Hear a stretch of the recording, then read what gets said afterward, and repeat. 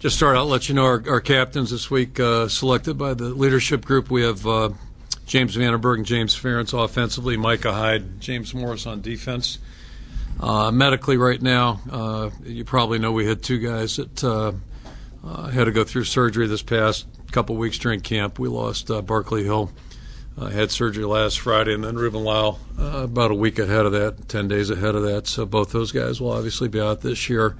Surgeries went well, and they're in the mode of rehabbing right now, which is a long, hard road.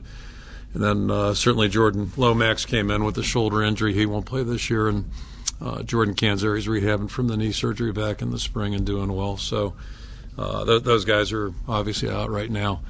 We're playing a team, Northern Illinois, who's had a very successful couple of years. They've had a successful long period of time, but the last 2 years they've won 22 ball games, and I think they're 15-1 in the MAC, I believe. So they've done a great job the last couple of years. An excellent football team, very, very experienced on defense, very experienced on special teams. And they've got some new faces offensively, particularly up front, which will kind of match up with our guys defensively. So we're a little bit young on that side as well. I think we've had a productive preseason, certainly. The past 3 weeks the guys have worked hard. They've had a good attitude, and I think we've gotten some things done. Yeah, and now this is the it's another step for us. First game week, obviously. We go on the road and play a very good opponent. So, all in all, we got a big challenge for us this week. We'll see how we handle it, and it's our first time out game week, and hopefully that'll go well. And we'll see what we can do on Saturday. So that's kind of where we're at, and I'll throw it out for questions. I wonder if you could assess for us just where Damon Bullock is as of right now, and do you envision him right off the bat being your sort of bell cow, or are you going to try and mix it up here the first few weeks? Well, he hasn't played an awful lot, so got a lot of work in the spring and really improved. Certainly did a good job this camp, so we feel good about that. And I think with our situation right now, Liz and Barkley, we're really down to 3 guys that we can envision going into the ball game. Damon being the most experienced, and he has played. But he's hardly a seasoned player, so I think all 3 of those guys will be in there, and we'll just kind of go from there. But I think all 3 of the guys have practiced well, and we expect them to do a good job out there. We'll, I'm sure, have some ups and downs like all young players. Brad Rogers back at fullback? He's good to go. Yep, back. And Mark Weissman really had a good camp. Maybe as improved as any player on our team. So those are our 5 primary guys. Jonathan Gem, I'd be remiss if I didn't bring him up too. He really had a good spring and a good preseason. Do you have a plan for that rotation at running back at all? I have a plan to play all 3 guys, and we'll see how they do. But I think certainly right now, I'd expect all 3 guys to be in the game. I don't know to what extent. We'll see how that plays out, and we'll look at see what the week of practice looks like and go from there. Talk about Michael Malloy, because he's probably the least known as a walk-on.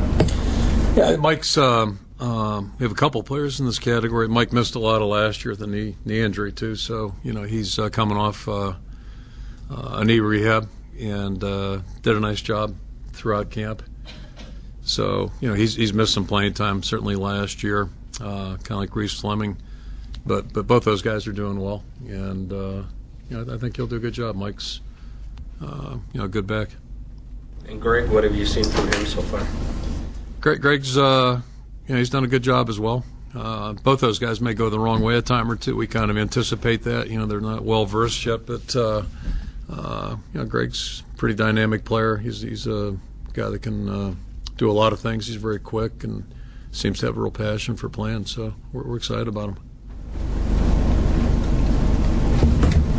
Mike Malloy solid on the kickoffs. He had 14 2 years ago and 5 touchbacks last year. Yeah, Mike's really, I think, grown a lot. I really do. I feel like we had a lot of guys that really kind of, if you would, kind of turn the corner a little bit in spring practice. I think about he and James Morris, and so yeah, he'll confident he'll do a good job for us. We got him for 2 years, so we're excited about that. They had a guy in Harnish that they played for about 3 years, and he was really good directing that offense. But how do you think it's going to be different with Lynch as opposed to Harnish? Time will tell. The guy Harnish was just a tremendous performer. Outstanding player. He's playing in the NFL right now. At least last time I checked, he was. But just his productivity, in a lot of ways, he did so many things for him. So we're not quite sure what to expect right now. They've got a new coordinator, a lot of new faces. They've got very good receivers, good tight ends. Those guys have played. We've seen them on film. They've got good running backs. We've seen them on film. So their most inexperienced probably be the offensive line and the quarterback position, and we're speculating there too a little bit. But Lynch is a big, solid, sturdy guy. So he's a running threat, and I think he threw 20 balls total maybe last year or the 2 years combined. I forget which, but I think he's about 3 out of 4 completion-wise. But we'll have to wait and see.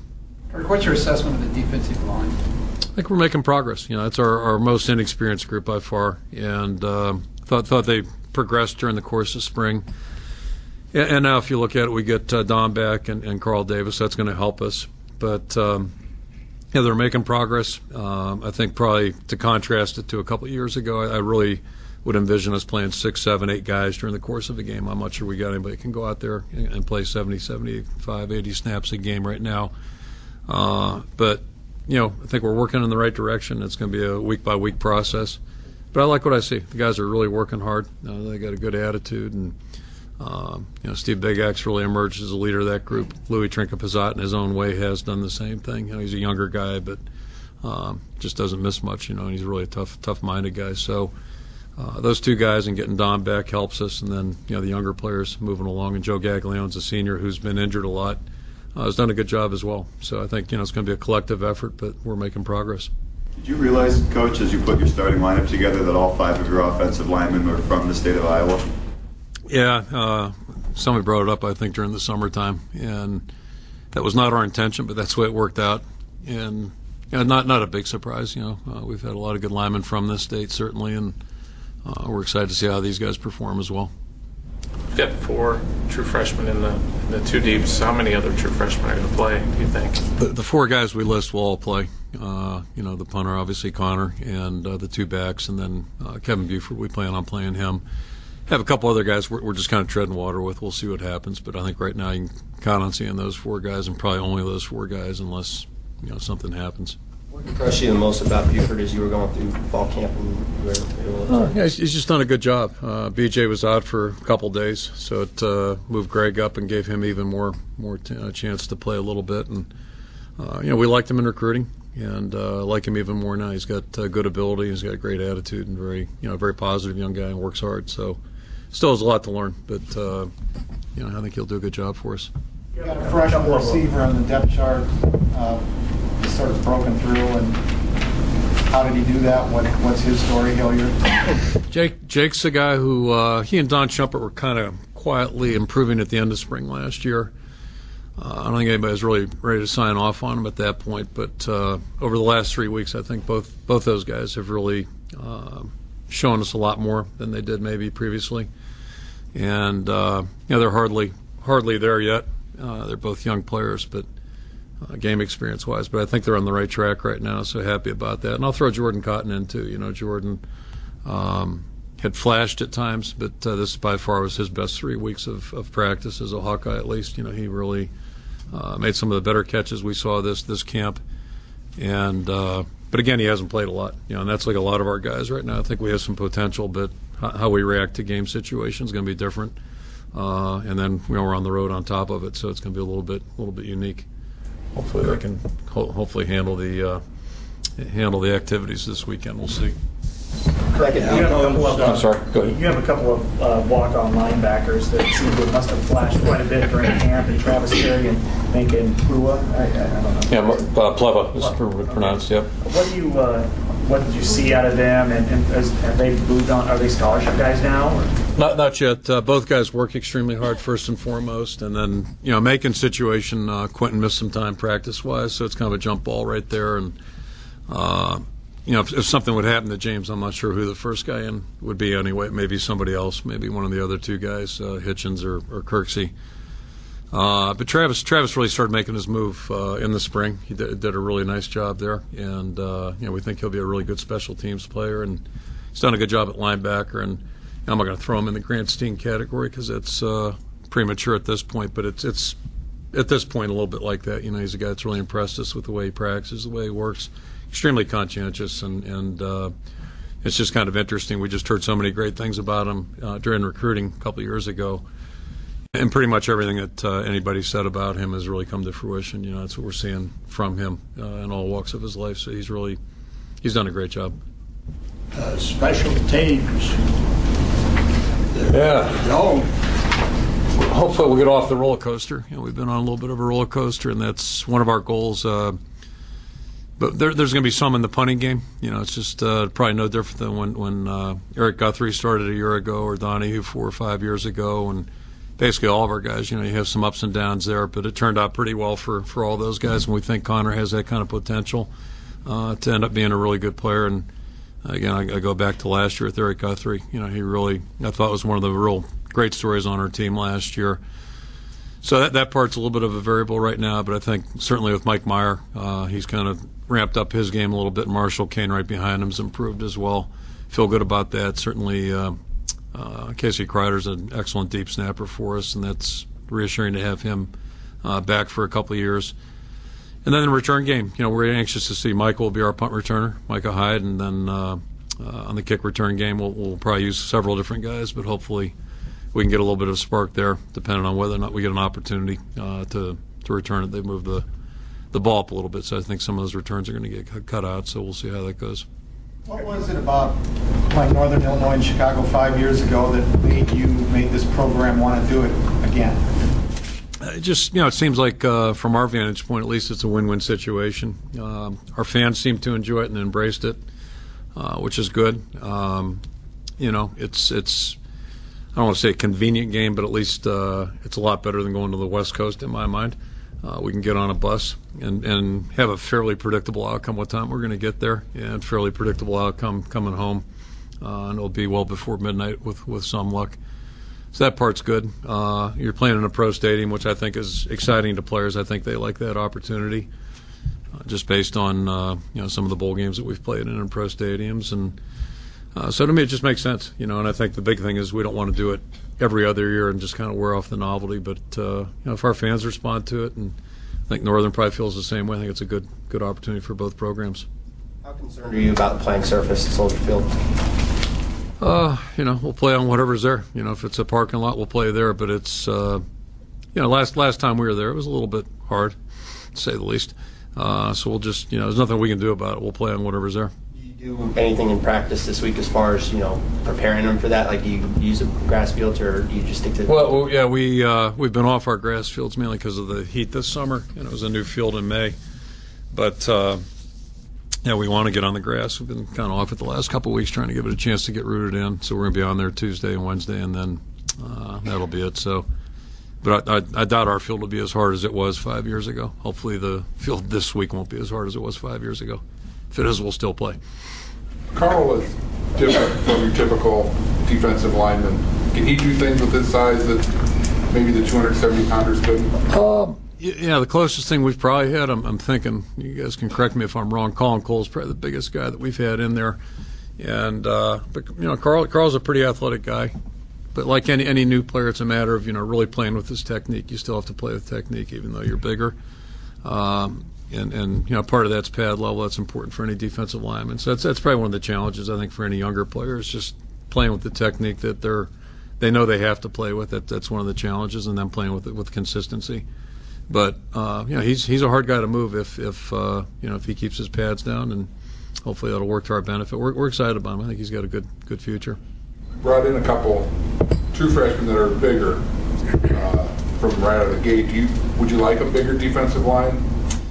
You know, it's not necessarily by design. We just don't have the option necessarily of, you know, getting the you know, picking the guys we want all the time. But you know, we feel really good about getting Faith and Jalil here. You know, I think they're both going to be good players in their own right. So if it works that way, that's great. But you know, if there are a couple Carl Kluges available too, we'll take them. Or Matt Kroll's, Mitch Kings. You know, so we've kind of played with whatever we have, and all those guys have been productive in their own ways. And that's really the key thing, is getting a player to that level where they can perform and go out and do a good job like those guys did. After all the work you guys have done over the past couple weeks and months leading up to the season, and now that it's here, game week, can you tell kind of an increased level of excitement amongst the coaches and players that you're actually getting ready to play? Yeah, you know, I haven't seen the players since Sunday. I think they had a little better step. Saturday was really our first day off since we got going, where we didn't see each other. So that's always healthy. And I think all of us are ready to transition. If you ask the players, they were probably ready 2 weeks ago, maybe 3 weeks ago, because camp gets old, preseason gets old, and it's a lot of the same stuff on too. So it's a tough road. But yeah, I think everybody will be certainly excited. Hopefully today, when they walk in here, there'll be a little different vibe. Yesterday's I guess last Monday we were off too. Come to think of it, so I lied. That was our second day off Saturday. But we're used to not being together on Mondays. But today will be officially a game week. We'll be into a different mode of operation, which is good. And it just always, we were talking about upstairs, it always feels like it takes forever to get to the first one, and then once you're here, it's going to be a blink and we'll be done. So just one of those phenomena. Kirk, many of your Big Ten contemporaries are going against high major opponents. I mean, it's playing Alabama, Michigan State's playing Boise State right off the bat. Is that something you would ever consider going right off the bat against an opponent like of the stature? I'm comfortable with what we're doing. I think I think we're on the right track, and scheduling's always been a challenge, or at least it seems like it has, and I think it's going to continue to be one. So I'm comfortable with what we're doing. Tommy Donatel's just had such an odyssey of a career already here. What are you hoping from him this year?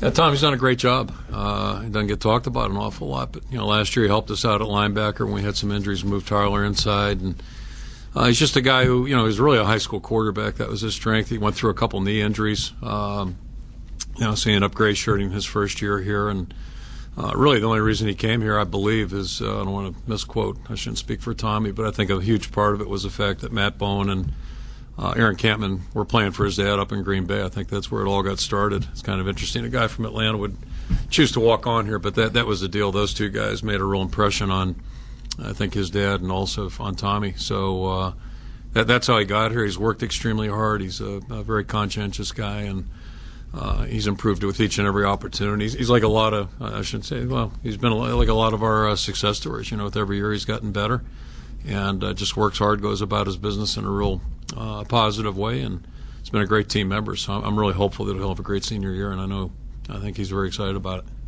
Coach, you talked a little bit about freshmen and redshirt freshmen. If you factor those kind of guys into who you see potentially playing, and then add people in other classes who maybe haven't played a snap, what's the experience, the actual game experience level of this team in your mind compared to maybe some of your other teams since you've been here? Yeah, I haven't tracked it exactly, just for obvious reason. I don't think I want to know the answer to that. So I think Steve said this is our youngest team in terms of senior class. How many senior starters we have, which is kind of interesting if you think about it, over 14 years. But at the same time, we have guys like James Morris or Kirksey. We've got juniors, I think, that are capable of playing like seniors and acting like seniors, which is important too. And then the seniors that may or may not start, have really done a great job. They're totally in. They've done a great job in practice, off the field as well, and they're giving us a good leadership base as well. So, we feel like this team can be successful. But that being said, we know how inexperienced we are, and we know every step's going to be a little bit of an adventure, and that's starting with this week, getting on a bus and taking a road trip. A little different than playing at home, playing an opponent in a strange stadium that's a dangerous opponent. So we've. Every step's going to be an adventure, and every step hopefully be a learning experience. And, we feel like we have the potential of a good football team, but we really have to maximize our opportunities, and how well we can do that will determine how the season goes. So it's kind of where we're at. When you talk about this being a young team, do you think that this is a good lesson for them right out of the gate to be able to play a game like this that isn't at Kinnick Stadium as opposed to having the home games that you're usually accustomed to? I wouldn't object to being at home and going there next week, but it just kind of raises the level a little bit more. But the biggest focus is Northern Illinois. They're a good football team. It's very capable. They've beaten Big Ten teams in recent history, and there's no saying that couldn't happen again this week. So that's our number one thing, is focusing on them, and doing that as well as trying to play our best. Those two things are the things that are prominent in our thoughts right now. Will this week's practice decide who starts at strong safety? I know there's still a slash there. Is it still that close? Yeah, we'll see how it goes. And we're comfortable with either guy. So I think whoever ends up getting the start, they'll probably both play some, and they'll both play on special teams. What did Connor Cornbrass show you right away? Because it seems like you guys made that. It feels like you guys made that decision fairly early in camp. Yeah, it wasn't necessarily set in stone. I think the last we've had 2 public practices, right? So the second one, he got all the reps or the majority of the reps that day, and we wanted to see what he'd do. But he just basically, we chart those guys like we chart anybody else, and it's easier to probably chart punters and kickers than say right guard or something like that. But right now we just feel like he gives us our best chance. So that's kind of the decision we made. Eager as the fans are, and maybe as uncertain as well as how these pieces are all going to fit together once you get out there on the That's a good way to put it. Eager and uncertain. So that's really, it's like that every season. You're always anxious and excited but anxious, and I think that's probably where we're at right now. We're all, and I'm sure Northern feels the same way. They're probably, their guys are ready to get on the field and see where things are at a little bit. But it's going to be interesting. But that's why you work. That's why you practice, and now we'll see how things start to come together. And it's going to be 13 weeks of bye weekend there. But we'll learn every week for sure. What do programs like Northern Illinois do that make them so continually successful? It starts with recruiting, and I'll go back. I think Coach Novak did a great job of giving them stability. I always kind of felt like that was a sleeping giant type program, if you will, because they had their ups and downs for a while. But from my vantage point, at least when Coach Novak went there, they did a really nice job of recruiting the area. And Tulsa comes to mind. We were just talking about Tulsa a little while ago. I think they've done the same thing. But the Chicagoland are a lot of good players, and in the state of Illinois, a lot of good players that maybe get overlooked in some ways, and they did a good job of doing that. And they've also supplemented their roster with players from around. And then the most important thing is they've been well coached, and whether it be Coach Novak, Coach Kill, and now Coach Dorian's done a great job there as well. So it's a good program, and that's one thing about the MAC conference. There are a lot of good teams there. If you look at the upper echelon teams, they're very good. Good football teams. Look at what they've done in bowl games. Certainly that's indicative, I think, of the kind of football that they play. And it's a good conference. It's interesting if you start. I don't followed this close of attention recently, but when I got here, look at the quarterbacks from that conference versus just about any conference. You think about Roethlisberger and the guys down at Marshall. I mean, Leftwich. They had some pretty good players come out of that league. So. We've opposing coaches have kind of said for years about Iowa, basically, we know what the Hawkeyes are going to throw at us. It's just a matter of stopping it. But with 2 new coordinators, that's not really going to be the case this season. Do you look at that as a pretty big advantage? Well, yeah, yes and no. Yes and no. They know, but they don't know, or vice versa. You just really don't know what the mix is going to be, I think. But I think in general identity, in terms of identity, and everybody goes through that a little bit in the first game. There's always that uncertainty. We're looking at the same thing with them. Speaking of excellent coaches, they've got Coach Dunbar back, who's really an outstanding offensive coordinator, and he knows us pretty well. So it's going to be an interesting matchup that way, and you're just never quite sure what's going to happen in that first game. What you're going to see, what kind of, and these guys do a lot of things on special teams that give you headaches. A lot of preparation things there too. So they're very multiple. So I don't know if that'll play in our advantage or not, but it's kind of, there's a little bit of that with everybody. How similar schematically is their defense from when Doran was at Wisconsin and you faced them? It's similar. Yeah, it's similar. It's fair to say. And there's a fair amount of carryover. I wouldn't say carbon copy, but fair amount. Okay, thanks everyone. Okay, thank you. Players will be over across the indoor facility.